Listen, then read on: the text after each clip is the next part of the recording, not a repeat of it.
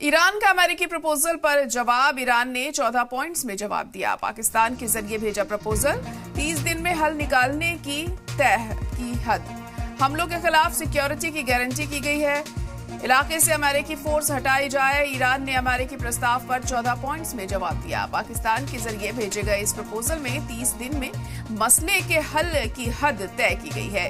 अहम मांगों में हमलों के खिलाफ सिक्योरिटी गारंटी, इलाके से अमेरिकी फोर्स हटाना, रोके गए फंड्स जारी करना, पाबंदी हटाना, मुआवजा और हॉर्मुज स्ट्रेट के लिए नए कानून शामिल हैं।